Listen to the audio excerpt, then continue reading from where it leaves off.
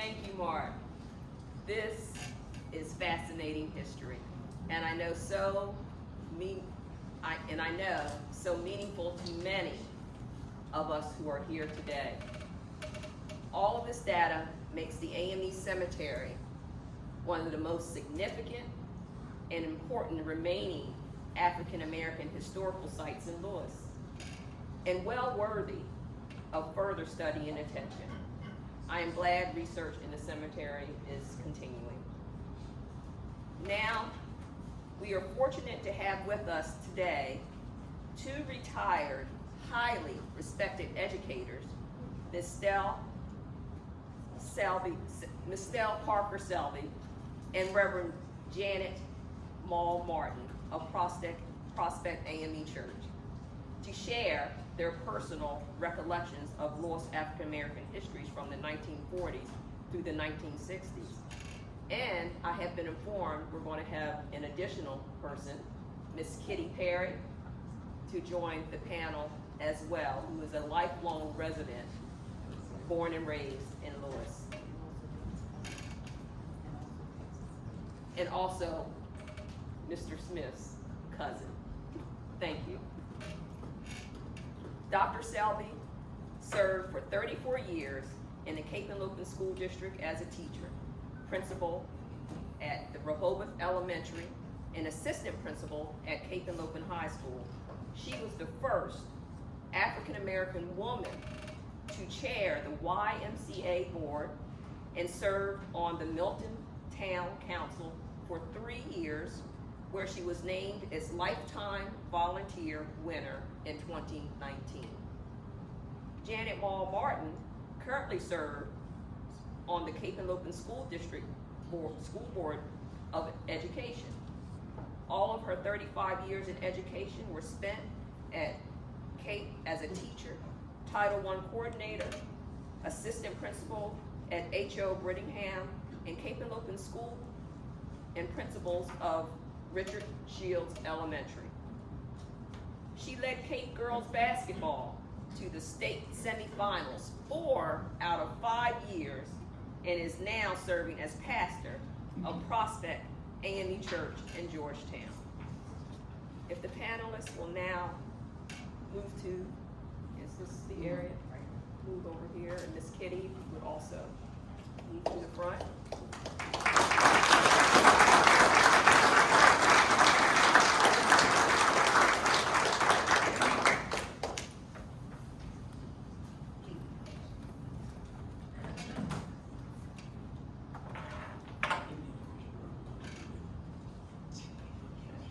It's so nice to have you all here today.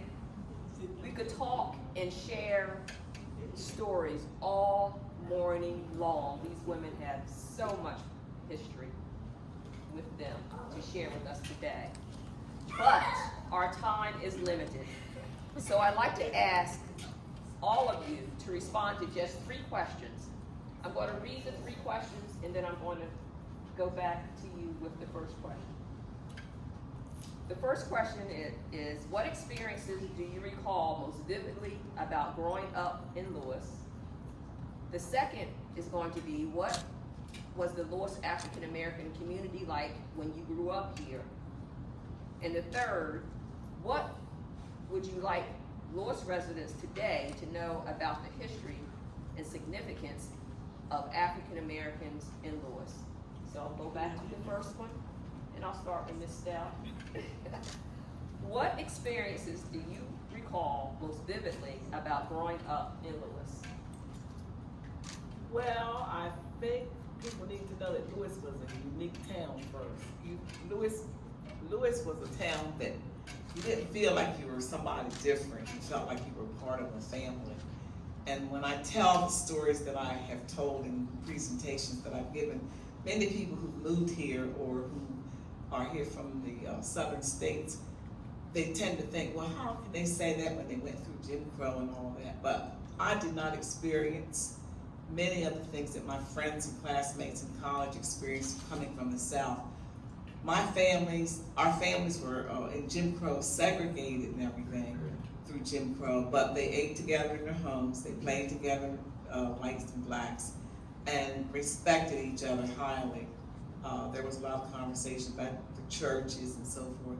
But growing up here was a very good situation, even though things were bad politically with the Jim Crow and so forth. There was a lot of love in Lewes between white and black people, and you felt that, and we grew up with that. And we were always taught that we had to become educated in order to survive society as we grew up.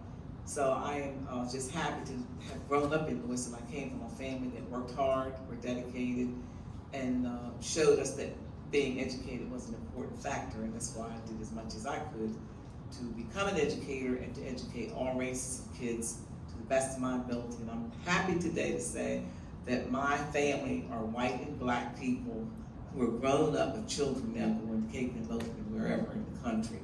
Thank you. I'll just pass this on.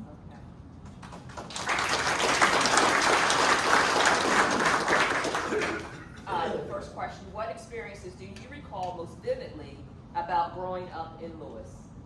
And first, let me thank you for, especially to Barbara, who gave me the phone call and asked me if I would take this time.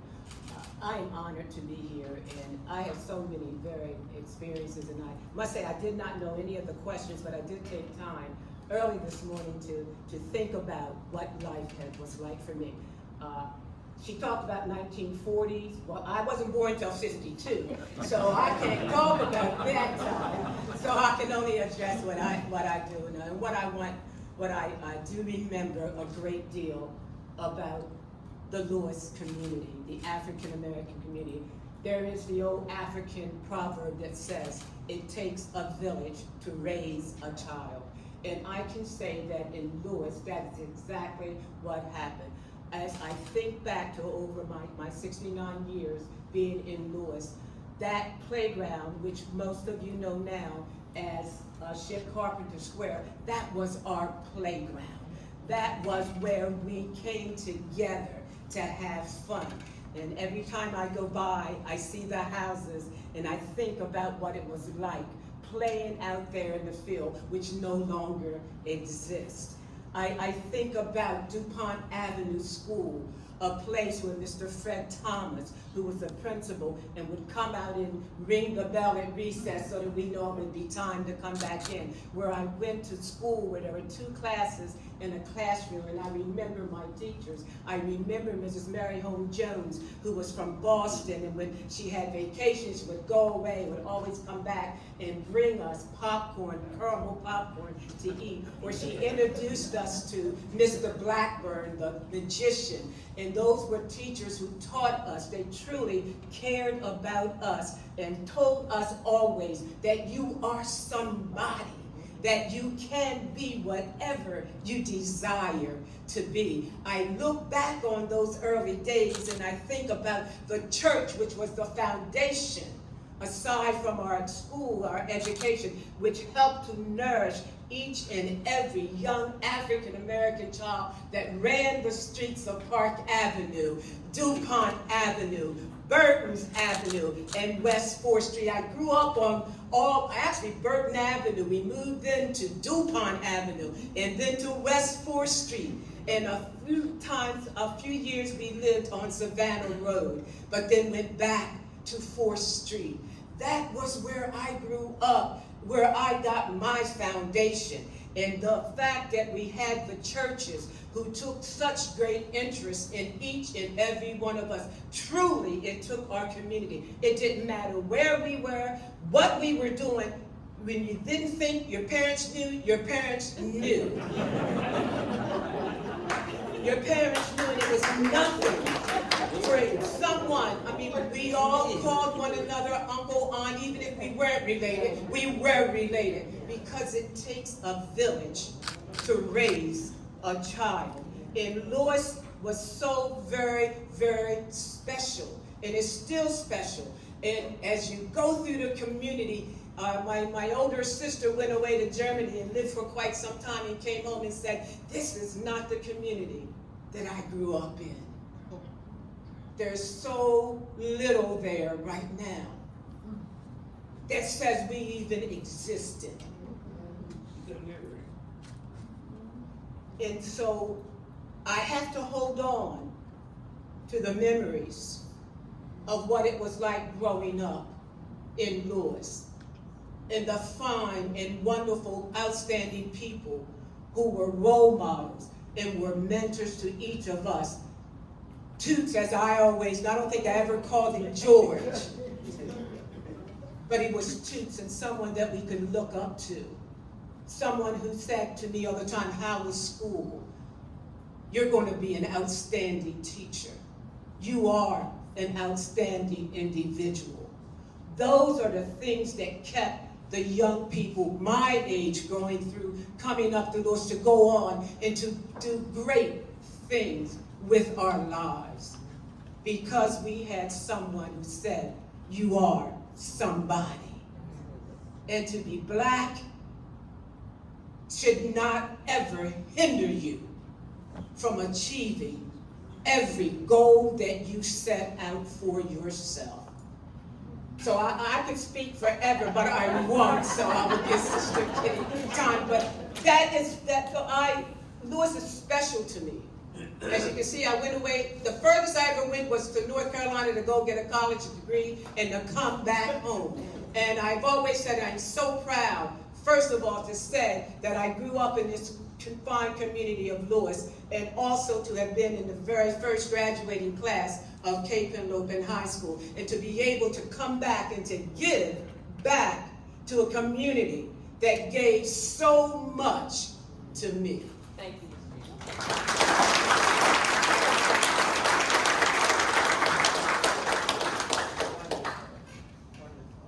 I am Kitty Stewart Perry, and I am 85 years old, so I know a lot about Lewes.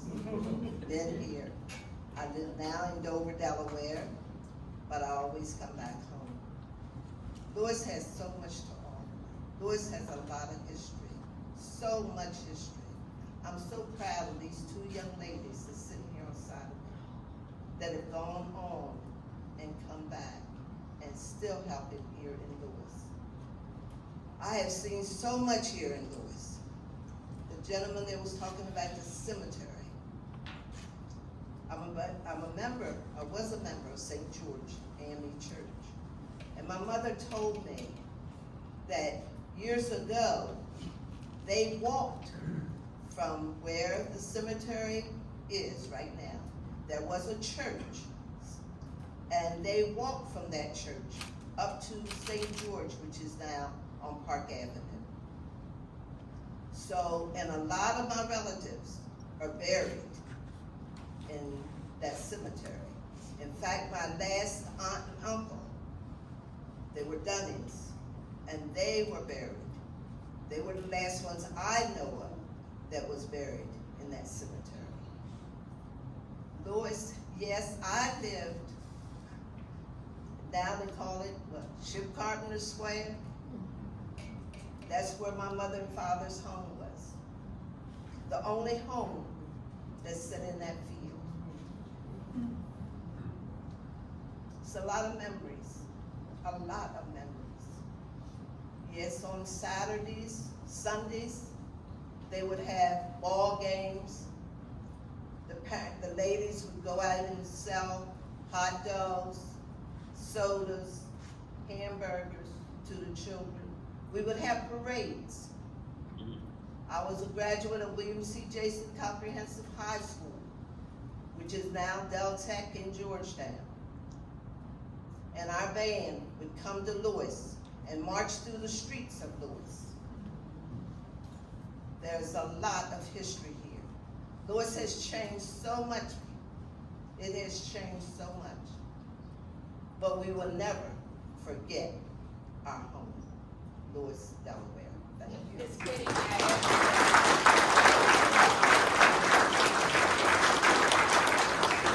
this will be the final question, because I think the information that you gave us kind of encompassed questions 1 and 2, if you will. What would you like the Lewes residents today to know about the history and significance of African Americans in Lewes? What I would like to see here in Lewes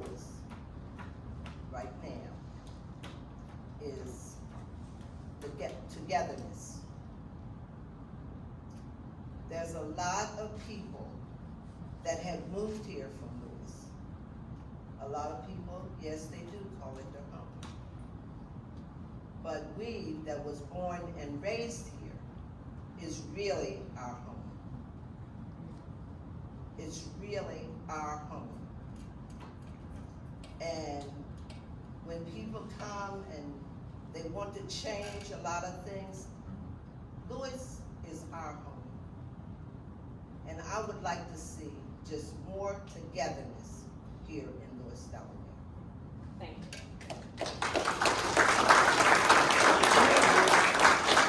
60 seconds, Miss Janet. Okay, but don't start telling me yet, because I'm gonna get out. That's the teacher in me, and I'm gonna take a little time. Heidi, could you go back to the slide that showed Johnny Walker Beach?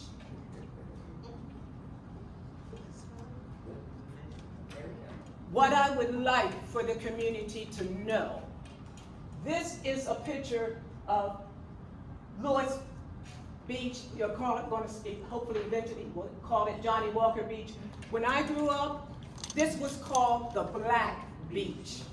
What you see here is the area that we had as Black Beach. What you don't see is the pavilion that used to be there. That pavilion was the life of the African American community. That pavilion that used to sit right in that area was where parents, families would gather from time that early morning would pack up. Lunch, breakfast, lunch, dinner, everything that you needed. You would spend all day at the beach.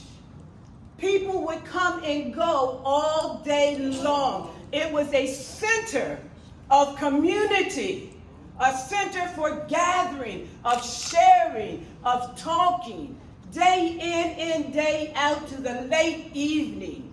We gathered here, come and go. I remember many times coming to the beach, and when my lunch bag was empty, I'd go to the next umbrella because the gooches I knew would have something to eat. That was important. What else you do not see? Where you see that, what is now, I believe, condos there, the little apartments, that was where Johnny Walker's restaurant stood. The hub, the life, our entertainment. I remember living on Savannah Road and wanting to go to Johnny Walker's at night on a Friday or a Saturday night. My brother Jerry and I would hop on our bikes and ride there. But we would have to put our bikes over here in the dunes because we didn't want anybody seeing us ride up on our bicycles. But parents were there. They brought their children to the beach, to the Black Beach. That's what it was, because I'm going to say it, there was no way I could go to swim further down. No way. This was where I went, and you know what? I loved it. Because that is where I learned, that is where I grew. That's a part of my history. It is a part that has been cleared out. There's nothing there that shows what was like when I grew up. The sand is still there, but not those things that are essential. So what do I want you to know? What do I want the town of Lewes to do? Make sure that this is always acknowledged as being a cultural, a center of life. That's what it was, life for the African American community in Lewes. We exist. We exist. And there's so much in Lewes that has wiped away our existence. And we stand today and every day afterwards to say we are somebody. We contributed to this community. Acknowledge what we have done.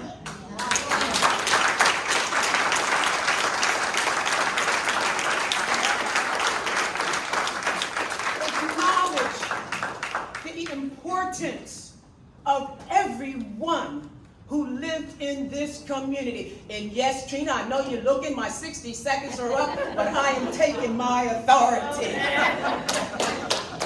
Because it has to be known, it must be said that we are a part of this community. Lewes is not just a monolithic city. Come on. It takes all of us together to make this an even better community. And I have great hopes for the city of Lewes, that one day we will be able to stand together and say we have overcome. Yeah.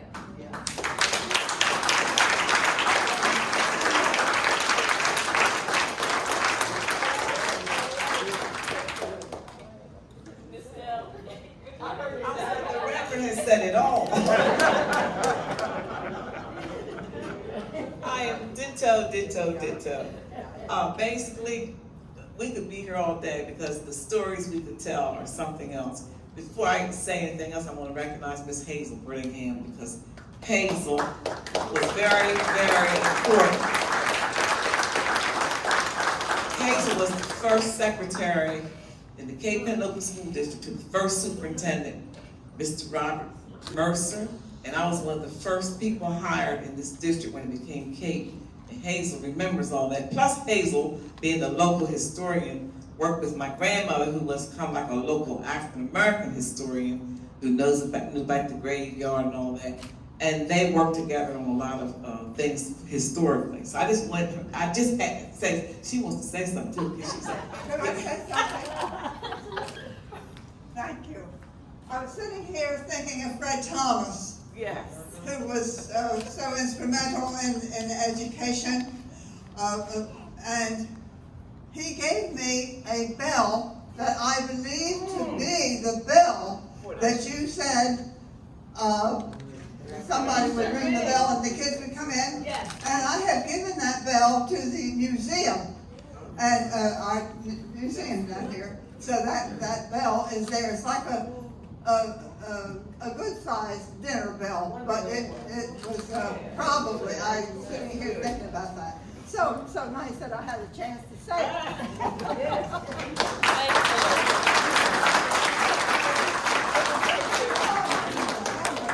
Fred's memory that I gave that bell. Thank you so much. And I just want to say that we cannot erase the history of the African Americans in Lewes, because the Lewes, as I said earlier, the Lewes community was an integrated community in its time. And the African Americans held a strong sense of community, and they did a lot for the economy. Like the Rio, I was here last week for the Rio can stay where it is, it should stay there. The Johnny Walker Beach, I wore out a many of Frank Fox, sneakers, going over to the beach for the live entertainment we had, and our fathers and mothers were sitting in the car making sure we were in the restaurant dancing. The pavilion, the pavilions were on each beach. We need to put those pavilions back because it's a sense of community, a sense of gathering and doing a lot of little family activities. So I would like to say on the Johnny Walker Beach, and I think the whole beach should be called Johnny Walker, because we didn't segregate. I mean, anybody could come to our beach, but we were Jim Crow to not go to the other side of the beach. So the entire beach should be Johnny Walker Beach, just out of recognition of African American history in Lewes. But that's my personal opinion, but I will write that to the mayor. Send an email to that. But this community was and still is a great community. The Cape Henn local community, Lewes, Milton, and Rehoboth, I just want to share this with you. When my father, who was a World War II veteran, came home to Lewes, he wanted to come back home to live. He was not allowed, due to his color, to get a home here in Lewes, which he wanted badly to raise me and my brother. But he went to Milton, this time in Milton, and a white man told him, because you served your country, I'm going to allow you to help you get some land. The land where I reside today is the help of a white man helping my father, a World War II veteran, to get a place to have his family. and I built a home there next to my parents, and my parents are now gone, but that property now is prime, and I thank God that the white man had faith in my father to want to have get a home for his family, because he did his job serving his country. But that did not stop my father from being in Lewes every day with the Brittingham family. They were all great friends, and I used to go visit Mr. Brittingham, the one that lived on Route 9, and he would talk my ears out about how he would go to the Wilkbank family and eat the food. They all would have conversation, and the men would always talk politics. I happened to be in the car one day, my dad was talking to Mr. Corman out there on the highway, and they talked for hours. And I was saying, Daddy, I'm hungry. But that's the type of relationship our people had. We didn't have this, you're over here, we're over there. We had it in Jim Crow, but this is not Jim Crow era, folks. This is united we stand, divided we will definitely fall. So Lewes, keep up the Lewes spirit, which was togetherness. And let's all be one family, which we all are anyway. And I just want to thank everybody for inviting the panelists here, and thank you all. And let's keep our faith alive. Let's keep our little town Lewes going and growing. Thank you, Mayor. Back to you.